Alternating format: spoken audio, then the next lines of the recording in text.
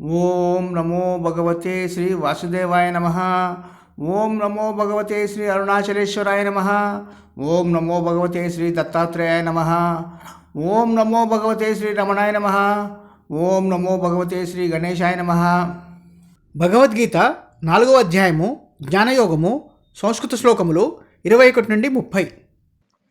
నిరాశీర్యత చిత్తాత్మా త్యక్త సర్వ పరిగ్రహ శారీరం కేవలం కర్మ కుర్వన్నాప్నోతి కిల్బిషం యదృచ్ఛాలాభ సంతుష్టో ద్వంద్వాతీతో విమత్సరః సమసిద్ధావసిద్ధౌ చ కృత్వాపి న నిబధ్యతే గతసంగస్య ముక్తస్య జ్ఞానావస్థితచేతసః యజ్ఞయా చరతః కర్మ సమగ్రం ప్రవిలీయతే బ్రహ్మార్పణం బ్రహ్మహవిః బ్రహ్మాగ్నౌ బ్రహ్మణాహుతం బ్రహ్మైవ తేన గంతవ్యం బ్రహ్మకర్మ సమాధినా.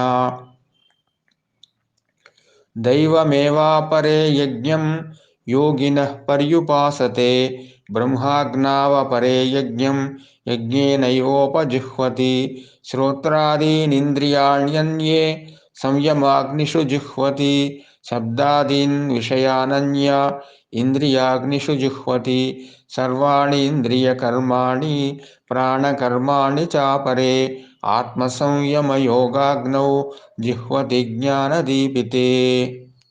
ద్రవ్యయజ్ఞాస్తపోయజ్ఞాః యోగయజ్ఞాస్తథా పరే స్వాధ్యాయజ్ఞానయజ్ఞాశ్చ యతయః సంశితవ్రతాః అపానే జిహ్వతి ప్రాణం ప్రాణే పానం తథా పరే ప్రాణాపానగతిరుద్ధ్వా ప్రాణాయామపరాయణాః అపరే నియతాహారాః ప్రాణాన్ ప్రాణేషు జుహ్వతి సర్వేప్యేతే యజ్ఞవిదో యజ్ఞక్షపితకల్మషాః.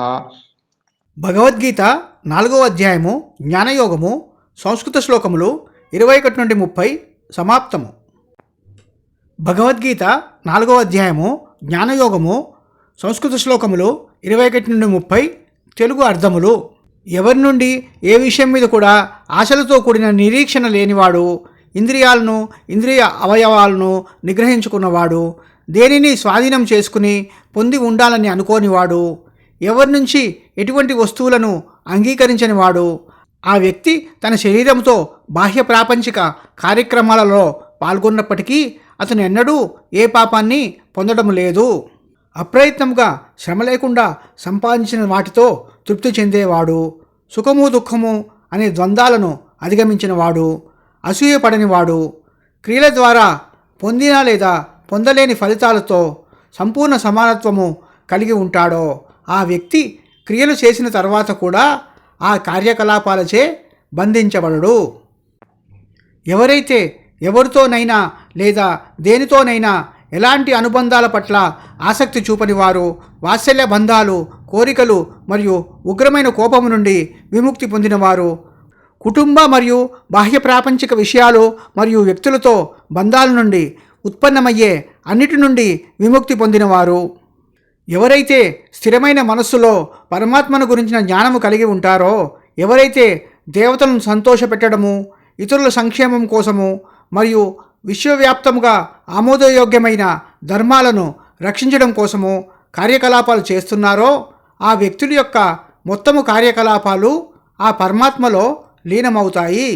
అగ్నికర్మలైన యజ్ఞాలు చేసే పరికరాలు, యజ్ఞాలలో వినియోగించే పదార్థాలు, అగ్నిలో హోమము చేసి ఆహుతులను సమర్పించేవారు, ఎవరి కోసము హోమంలో ఆహుతులను సమర్పిస్తారో అవన్నీ కూడా పరమాత్మ యొక్క ఒక రూపము మాత్రమే.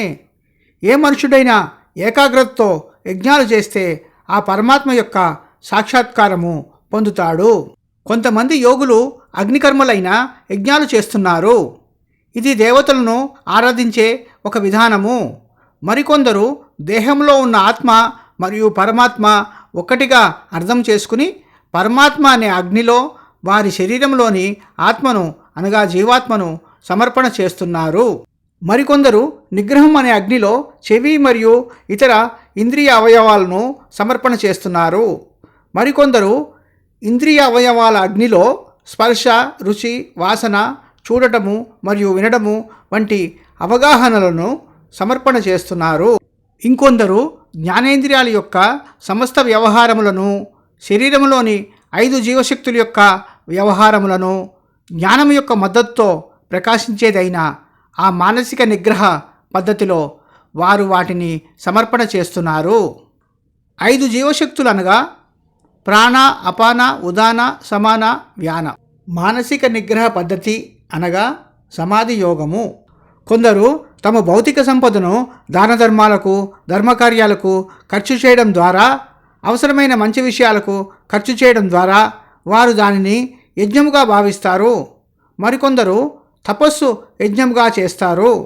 మరికొందరు అష్టాంగ యోగము వంటి యోగా పద్ధతులను ఆచరించడము యజ్ఞముగా భావిస్తారు.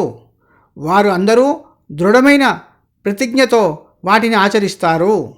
పట్టుదలతో వారు తమ ప్రయత్నాలలో కష్టపడతారు. వారు మంచి నియమాలు మరియు నిబంధనలతో వాటిని నిర్వహిస్తారు. కొందరు శ్వాస నియంత్రణ పద్ధతులైన ప్రాణాయామమునందు ఆసక్తి ఉండి ప్రాణ మరియు అపాన వాయువుల కదలికలను నిరోధించడం ద్వారా యజ్ఞాలు చేస్తున్నారు. వారు అపాన వాయువులో ప్రాణవాయువును, ప్రాణవాయువులో అపాన వాయువును సమర్పణ చేస్తున్నారు. మరికొందరు తమ ఆహారపు అలవాట్లను క్రమబద్ధీకరించడం ద్వారా 5 ప్రాణాలను వారు 5 ప్రాణాలలో మాత్రమే సమర్పణ చేస్తున్నారు. ఈ ప్రజలందరికీ యజ్ఞాల నిర్వహణ విషయాలు తెలుసును. వీరందరూ యజ్ఞాల ద్వారా తమ పాపాలను నాశనం చేసిన వారిగా మిగిలిపోతారు. యజ్ఞ సమర్పణలు, ఆహుతులు, ఆచారాలను శాస్త్రగ్రంథాల్లో సూచించిన విధంగా ఆచరిస్తారు. భగవద్గీత 4వ అధ్యాయము జ్ఞానయోగము, సంస్కృత శ్లోకములు 21 నుండి 30, తెలుగు అర్థములు సమాప్తము. ఓం నమో నారాయణాయ నమః.